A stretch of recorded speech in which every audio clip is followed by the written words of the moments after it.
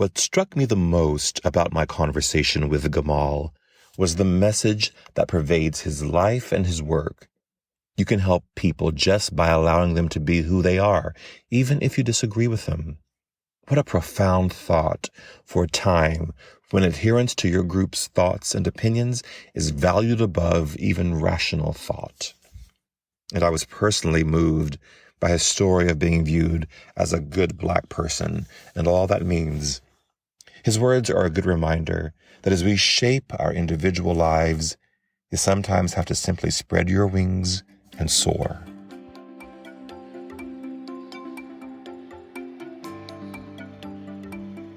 Hello and welcome to another installment of At the Podium with me, Patrick Huey.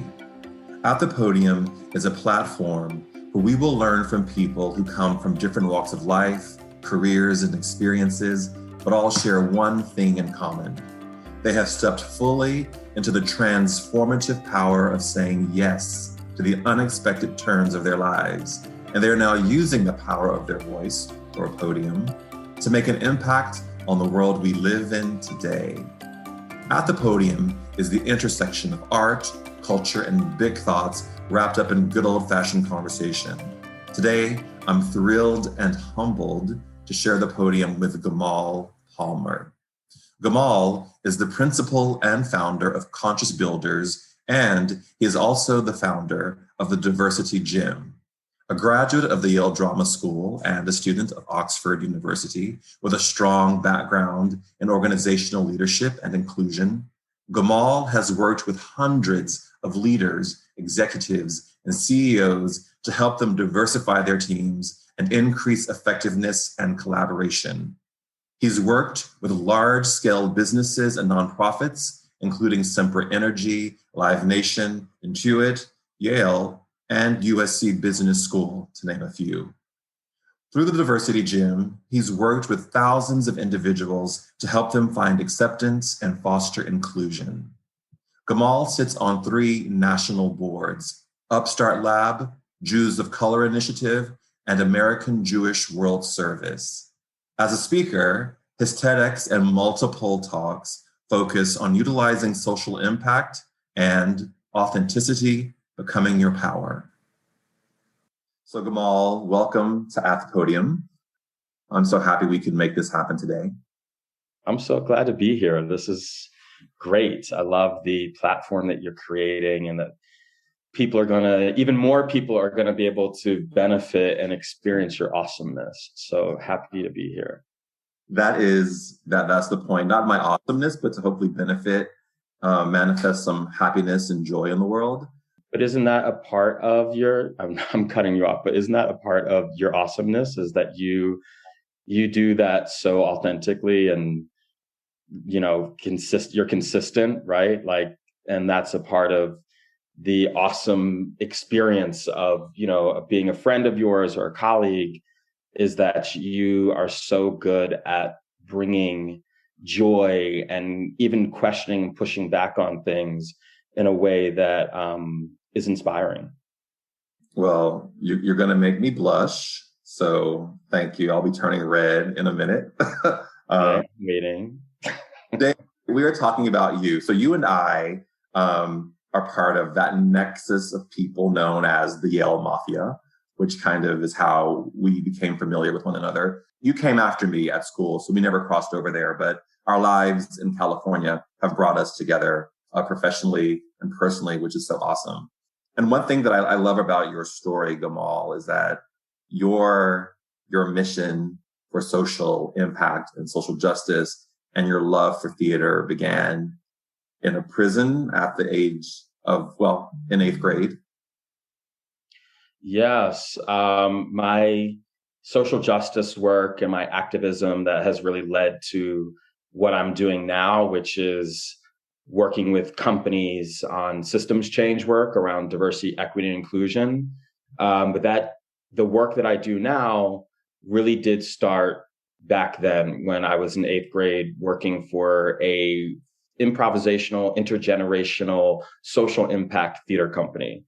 And we would go into prisons and work with inmates on helping them to process and even build kind of skills and different habits around surviving in prison and being healthy and well in prison.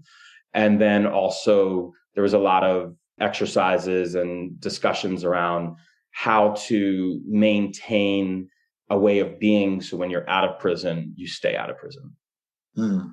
And you talk about you were working with the group, but you weren't going to the prisons. And then one day someone dropped out or got sick and they called you, and you basically were the understudy. You subbed in, and that's how you realized that you had this love of performing. But you also talk about it in relation to your life now, that was the first time that the idea, and maybe you didn't have the language at the age of 12 to talk about it this way, but the idea of mentorship entered your consciousness. Yeah. So the way the story goes is that you're correct. You had all the pieces right. The company worked in prisons and also foster care centers or other specific populations that had certain kinds of challenges. And I had not yet done the work in the prisons, right? And I had just joined the company, and someone at the very last minute couldn't go, and so, you know, and there's like a training, of course, from logistics to like how you interact with inmates, et cetera. And so I didn't get that training. I didn't get that orientation. And I show up and I'm in shorts and a tank top. I'll never forget this. And I don't know if you've ever, you know, had a reason to go to prison or visit, you know, someone there, but or do work there, but you are really not allowed to wear certain things that could be provocative to the inmates. And also on top of that, I only had my library card for an ID. So I'm in 8th grade. It's like, I don't have a driver's license. I was like a mess, right? Come on. I mean, that's crazy. I know. So I don't know. I mean, all I remember, it's like sort of faint, but you know, they called my mom probably, and whatever verification happened that was needed happened, right? And they knew the group, so I think that helped as well. So they gave me a pair of inmate pants to wear, and now they were yellow inmate pants. And so I was there, and we did the whole workshop, and you know, everybody, not everybody, but I imagine many people have an image in their mind of like what a scary or dangerous prison person, right, looks like. And for me, while this was all very exciting, I also had my own concerns and fears. And there was a guy sitting in the back row, and he embodied this image that I had, you know, going, this preconceived notion, bias. And he didn't say anything the entire time, just completely silent, stoic. And during the debrief, he raises his hand and he says, "I want to thank you, because for an hour and a half, I felt like I wasn't in prison no more." And in that moment, as you said, I didn't have language for it then, but that was really the beginning of me understanding that the time that we spend on this planet can be spent impacting people, allowing people to share their stories, to explore who they are, to get connected to their humanity.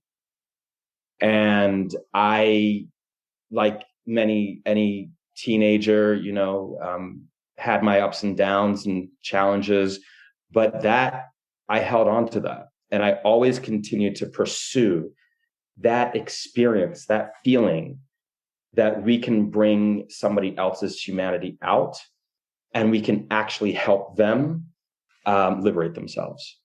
You know, what is so powerful about that story, there's so many aspects of the story. That you were even allowed to go into a prison or at 12 years old. I don't know how you have the courage to even do that, but that in the moment of you guys making art together, the theater company that you were with, you were able to, in some way, in that particular person, validate his existence and see him in a way that perhaps he couldn't even see himself, and definitely in a way that the system for whatever reason, didn't see him.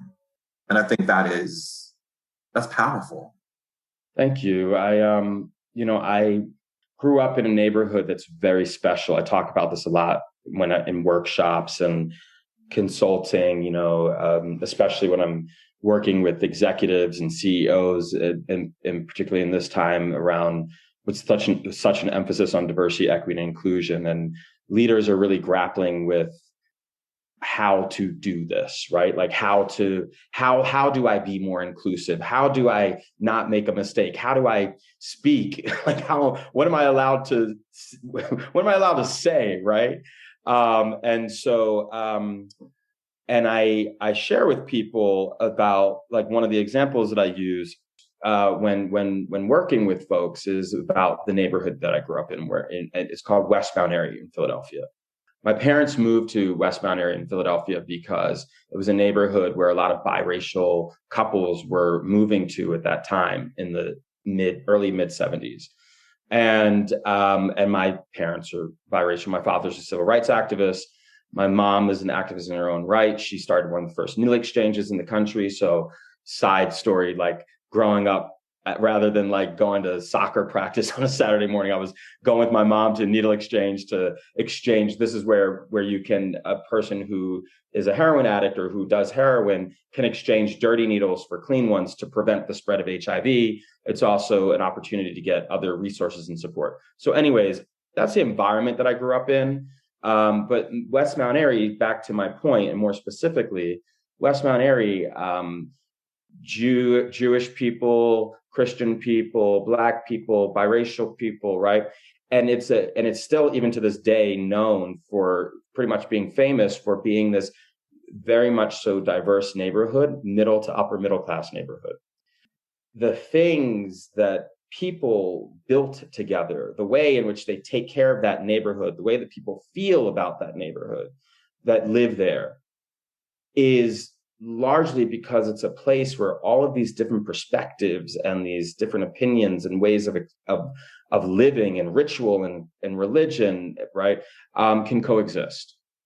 And so what would it look like if our companies were able to mirror a West Mount area? What would it look like? What would it take for us to have a place where a company where we're bringing in the skill sets, the perspectives, right, the mind frames and life experiences, really, of different people to help innovate our ideas or to help solve our problems, right? You're going to have a much larger impact. And I think that I've kind of always been that way, right? I've always been curious about how can I help people by simply allowing them to be who they are, even when we disagree, right? And that's just been a theme in my life. So what was it like growing up in sort of, you're biracial, you have one parent who is Jewish, one parent who is not. How was that growing up in Mount Airy? How did you locate your identity within that? Because I think we all struggle with issues of identity, being a person of color in America. But I think if you have that other element, the fact that we have so much to overcome is that you still are probably labeled as a Black person by a person who's looking at you from the outside, and you don't even have the option or the choice realistically to say, no, I'm going to embrace the other half of my story. And to a certain degree you do, because of the work you do around your Jewish heritage. So how did you locate yourself within that and sort of find your way through? It has been and still is a journey. I've certainly arrived to a lot more clarity and confidence around who I am and my identity. But growing up, when you ask the question, how did I have the balance, or how did I locate myself, given that I come from multiple identities? And when I was a kid, it was really, in one sense, not a problem because, again, of where I grew up in this neighborhood, West Mount area. But I was starting to be sent to private schools in fourth grade. that were like an hour outside of where I lived. And being placed in these homogenous and very wealthy environments, which we were not very wealthy at all. My mom, who had 4 children with my father, was raising us largely on her own. And so there was a lot of confusion around what was valuable and values and what mattered, and, you know, being Black in those spaces, and a lot of questioning of, you know, like, that I would do, because people would say things like, oh, well, you know, you seem like a good kind of Black person. And this is like in the 80s, you know, where they can, not to age myself, but, you know, where they can, where people were saying stuff like that. Right. And so as a kid, how I internalized that often was like, okay, I must be doing something right. So let me do more of that. And let me speak more well, right? Let me act more proper. And I get that more well is not good English. That was the point. But my point here is that was all very confusing and had major impact on me. And I use a lot of those stories again when I'm consulting and stuff like that. I created a workshop, which has kind of started my diversity and inclusion work, officially called Diversity Gym. And it's essentially that we're all at different levels of our fitness when it comes to the conversation of biases and prejudices and racism. And so we're working out the conversation together. And you gain tools that would be like to spot each other rather than spar when you get triggered, and how to increase empathy as a skill set. And I think that, you know, for me, it's like I've always just really wanted to be understood. I was the only observant or person in my family of my siblings who identified as Jewish, which was a whole other wild story of how that happened. So at home, my siblings didn't understand that. And it was more of like, oh, you're just doing that because mom is Jewish, even though wasn't even practicing, right? So, and then I came out when I was 14. So all of these pieces for me made identity really challenging and really exciting, and has been it has been the centerpiece of my conversation for my whole life, because my work and my, you know, my efforts in terms of philanthropy and social impact, everything all comes down to identity and identity work in some shape or form. So when we were at school together, not together, but at the same school at different times, and we would do the Chekhov scene our first year, and the teacher would turn to you at the end of the scene and say, who are you and what do you want? It was always the question we had to answer. You've kind of been answering that question your whole life. Yeah. I've been asking myself that question my whole life, which is, who am I and what do I want? And when I say my whole life, I mean, age 5, I remember having conversations with our neighbor, Mr. Bob. And I would sit and talk to Mr. Bob for hours, like outside on his porch, right?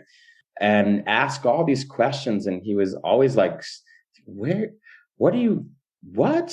You know, why are you thinking about this stuff? And he was an older white guy, and he lived with another white male. And it never, ever dawned on me until I think I was like about to graduate high school or something.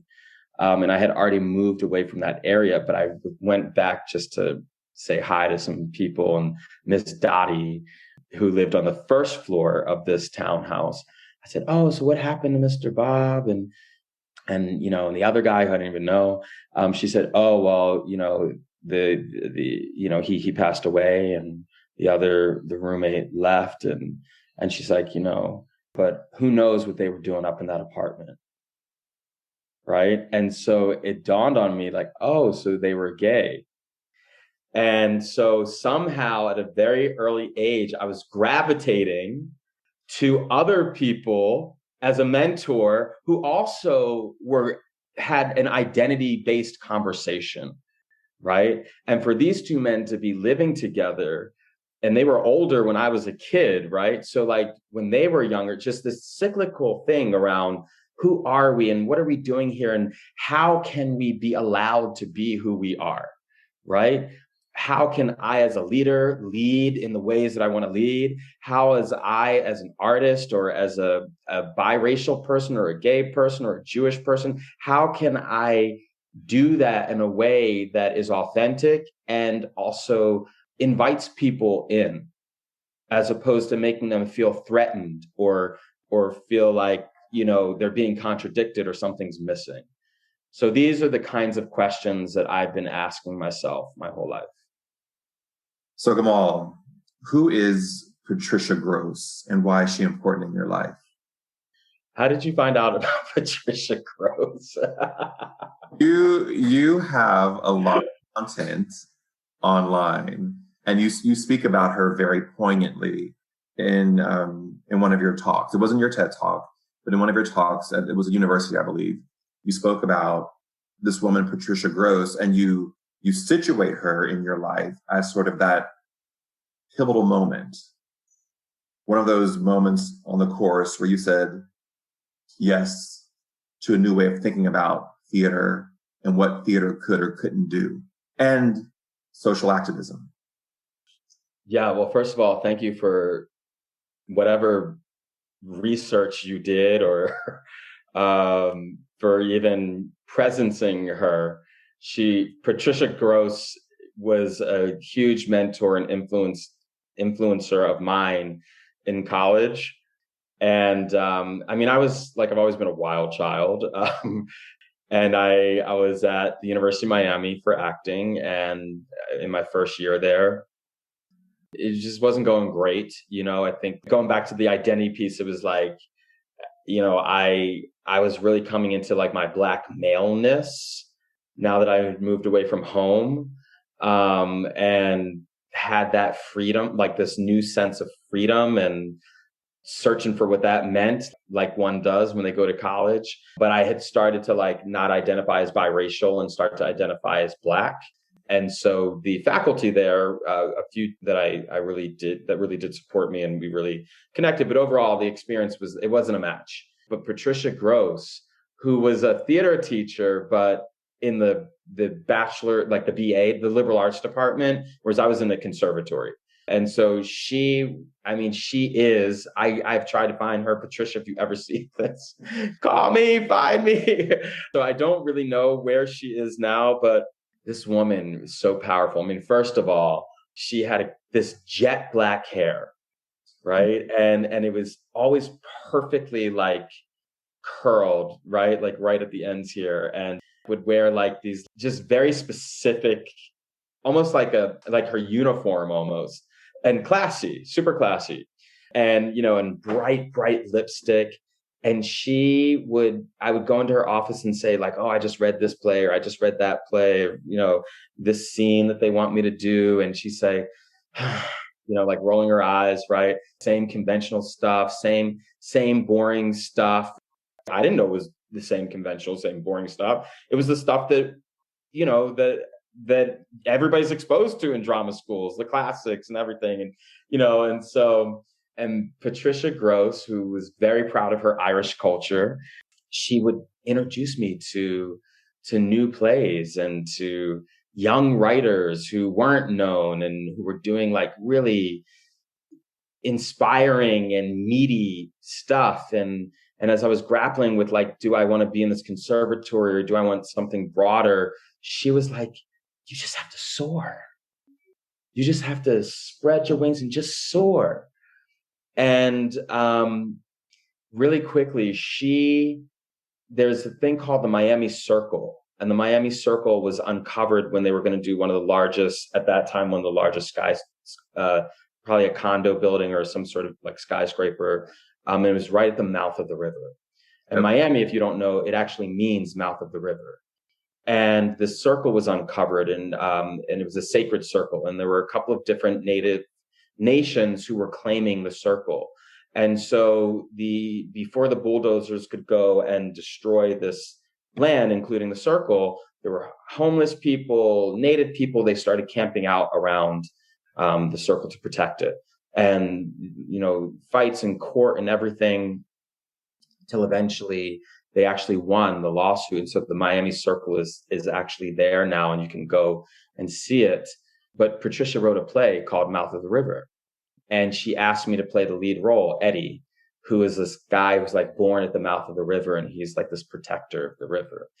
And so she gave me that role, and it was not affiliated with school, but it was my liberation, because I was given something that was how I am and resonated with me. And she introduced me to Mary Zimmerman, who like redid Metamorphosis, and I remember going to Broadway and seeing Metamorphosis, and she used cloth to show the water, and it was very simple, and just the movement and everything. So it really became my first big moment to say, I'm not going to go this traditional way.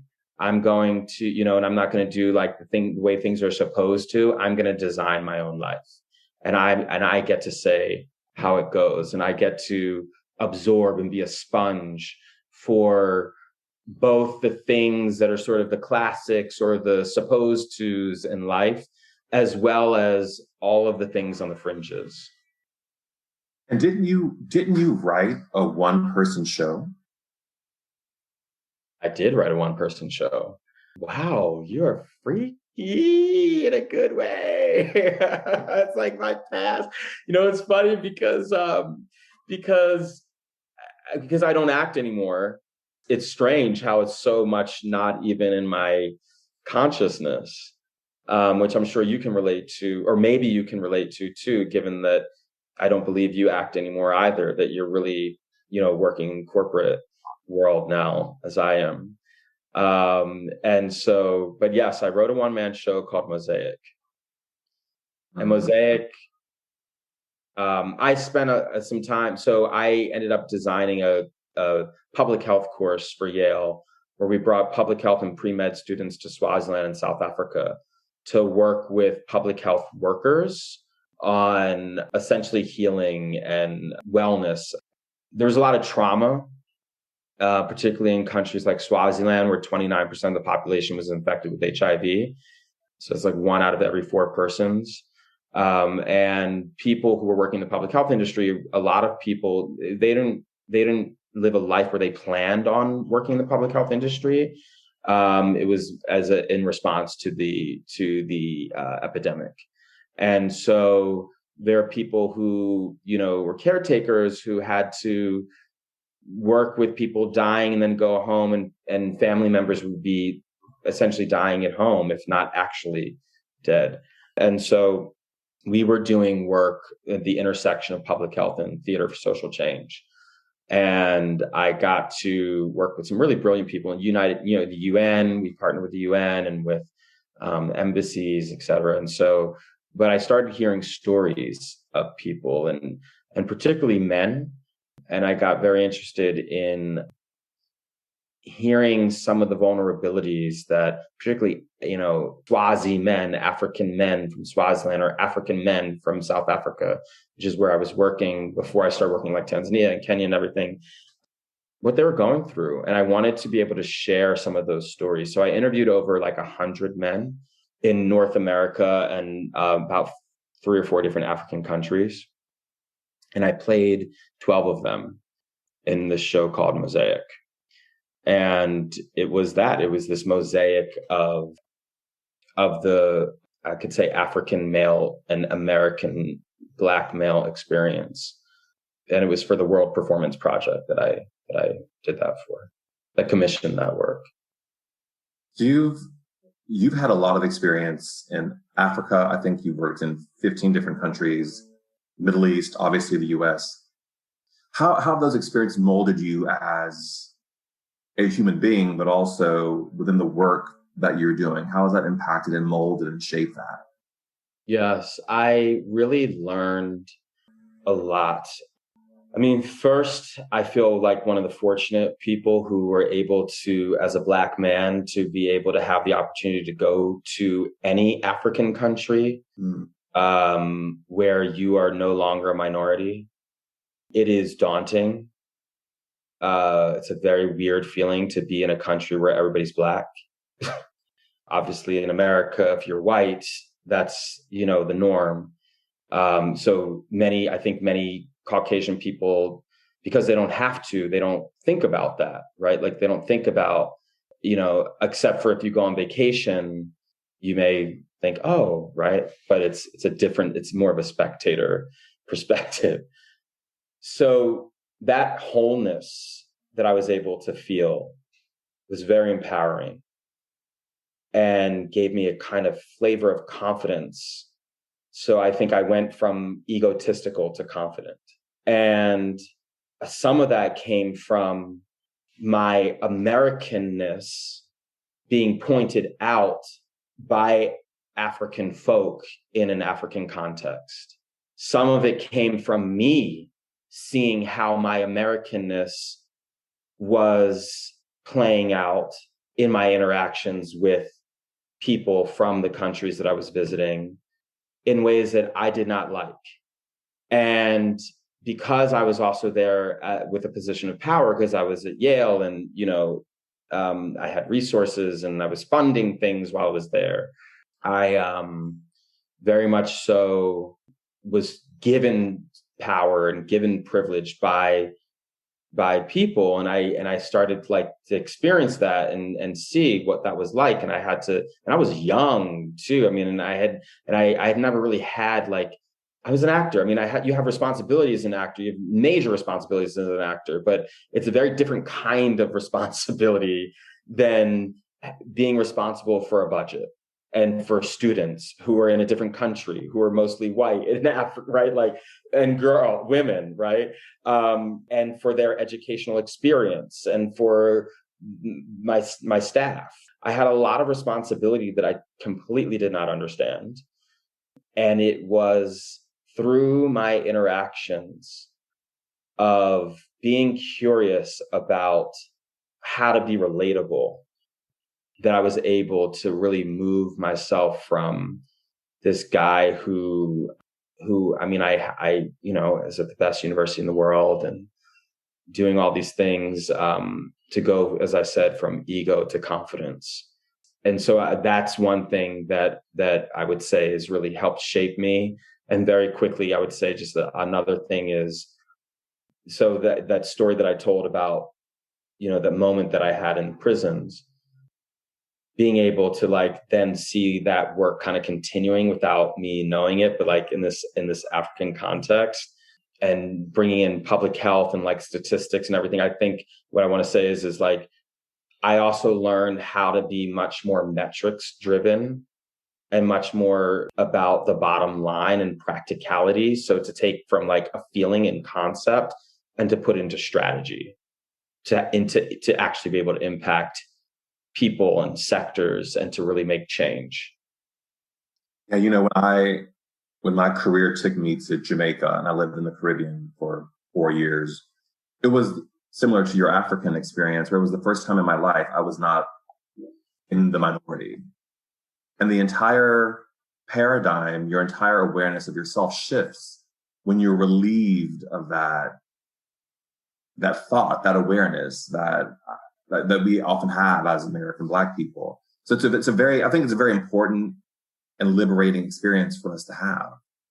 Yeah.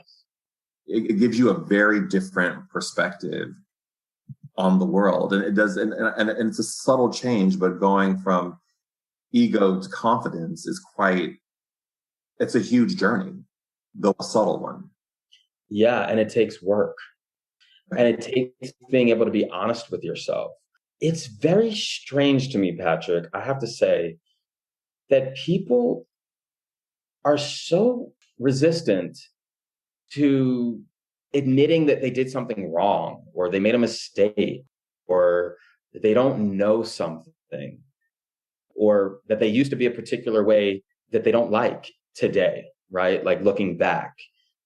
It's bizarre to me that somehow we, you know, get conditioned to this point where we can't handle a certain level of honesty and authenticity with ourselves that actually could do us so much good, right? Like the experience of life is easier for us when we're able to acknowledge it. And just think about it, like, don't you feel better when somebody acknowledges that they did something wrong to you? Right? Like, I mean, how many times in your life have you been like, honestly, you know what I really wanted? I just wanted a legit, I'm sorry. Right? Like, I made a mistake. It's okay that, that anybody who's listening, it's not only okay, I encourage you to partner with me, to partner with us, to create a culture and society where we can still be strong, where we can still be confident, where we can still, be successful, and we can easily and effortlessly own and handle owning when we make a mistake or when we have an area where we need to grow. And to not let ego win, because that's the only thing that's really stopping us. Ego, it can be very helpful, very, very helpful to many people. It's just not full of that substance that confidence is full of. Well, and confidence, it's substantive and it's highly attractive. Yes. Where ego can sometimes be a repellent. Yes. So confidence is very, very, it draws into itself, which I think is really fantastic. I have one more question for you, because a lot of our focus here is about those moments in people's lives when they've had to say yes to something that they weren't expecting or anticipating saying yes to, and how that sort of changed the trajectory of where they were going. What is that moment, or a moment, where you said yes to something that you were really afraid of, and what fruit did that yield for you? Yeah, I know exactly what it is. And I love this question because it hasn't really been posed to me like this before. So the question is, what is a decision or an opportunity that was put before me that I was intimidated by or maybe scared of or something, and I said yes, and it changed the course of my life? Would be saying yes to going to Yale for a fourth year. When I was graduating, by the time I was graduating, I was already teaching on campus with one of my professors. I was running this Swaziland course. I was working in Kenya and Tanzania, and also getting my MFA at Yale School of Drama, which, for those who don't know, like, the program is literally designed for you to do nothing but Yale School of Drama, right? How did you do that? Like, I mean, asking for permissions and not doing it, doing what I want. I mean, I'm like basically doing life the same way. I've not learned my lesson, but really great. What's really interesting about this whole scenario, and I've since been able to talk to James Bundy, who's been doing a phenomenal job running the drama school, and who's gone through his own evolution as a leader and is very visible and vocal about it. So the Swaziland course that we posed, we were like, so excited because we had this proposal. We had our partners like the UN, the embassy, this, that, and we had our budget, right? And we're like, we got the meeting, like, he's going to listen to us. He's going to say yes. And we go through the whole thing. And he's like, this all sounds really great, but who's going to pay for it? And we were like, well, you are, right? And he said, no, we don't have those resources. And so we scoured the university, if you will, and were able to figure out how to make it work through the undergrad department. But fast forward 3 years later, I'm now doing all these things. I'm about to graduate, right? And I'm doing all of this leading and teaching and everything. And he calls me, and I'm like, why is Dean Bundy calling me, right? Like, that's not a thing. And so he's like, can you come to my office? Right? God, like, I'm being called to the dean's office. And I go to the office. I go to the office, and he says, I want to know if you want to come to Yale for a fourth year. I'm like, what? Did I just fail drama school? Like, for real?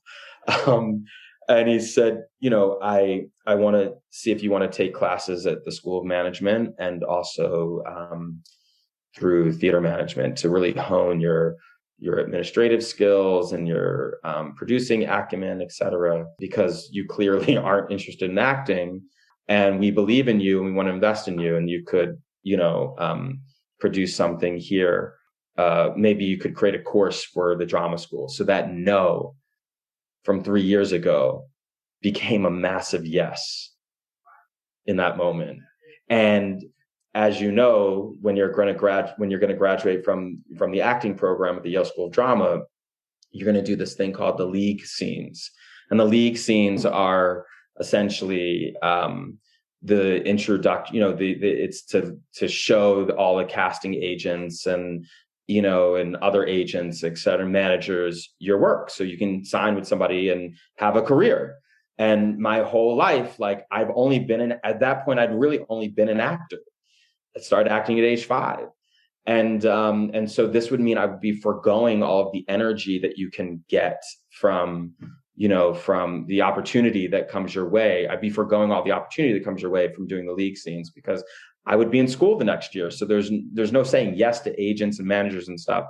And I remember I went to South Africa and sat on the beach, and I was like, I'm going to do this.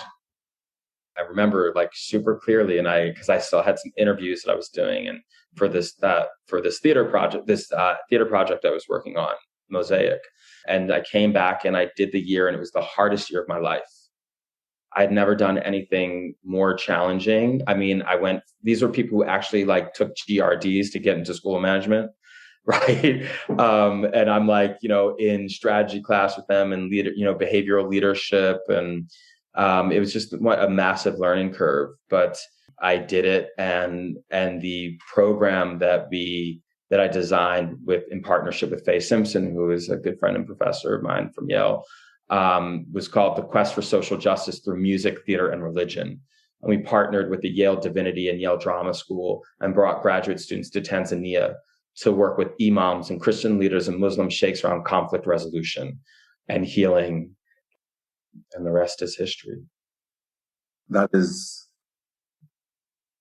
pretty spectacular, Gamal. And I know that part of your life, and the part that I've never put together until now is that additional year meant that the work that we all build towards, which is that league scene, rightly or wrongly, you had to make a conscious choice to say no to that and all that meant, which I think, but look what life gave you and what you're in your work doing, giving to the world, which needs your voice right now. Thank you. Yes. And you said it for me, but to answer your question after talking for 10 minutes, to answer your question, saying yes to going to the School of Management for that 4th year, for that extra year, it meant that it gave me the skill sets, it gave me the context to be able to now consult over time. I mean, I built up to this, but that credibility alone of having gone to the School of Management even for a year, and that learning that I was able to do and then to hone as I slowly built up consulting work over the years and took on different projects and worked for companies as well, absolutely is what allowed me to really find my path and to find my passion. And it's funny, there was a guy in my house today who was doing like an inspection for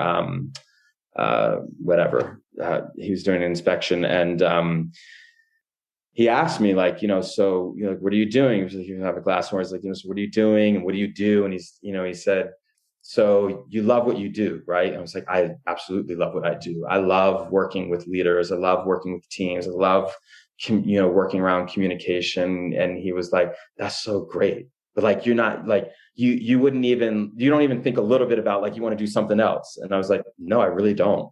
It's like, that's really, really good, man. That's awesome. And that to me is that is privilege. To me, that's privilege, to be able to say that I love doing what I get to do, even though it's hard work. So many people don't get to have that. And I've worked really hard to have it, both on myself and on my portfolio and building my relationships and building up my skills. It's all of these things. I've worked really hard to be able to have that, but to have it, it's really a dream.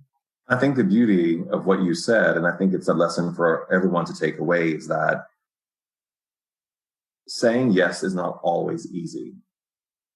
And it doesn't come without a sacrifice.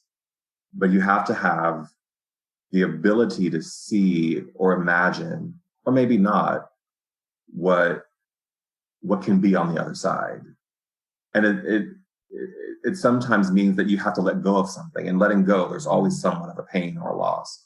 But accrues to you as the benefit, which you just described, the privilege of being happy in your work and loving it that's priceless. Yes, it is priceless indeed. And I think about you and your journey and all that you've gone through to be able to hone your skills and to be able to play the role that you play in such a large company, and to lead teams and to make the kinds of decisions that you make that impact thousands and thousands of people, and bringing beauty and bringing health to people and wellness to people.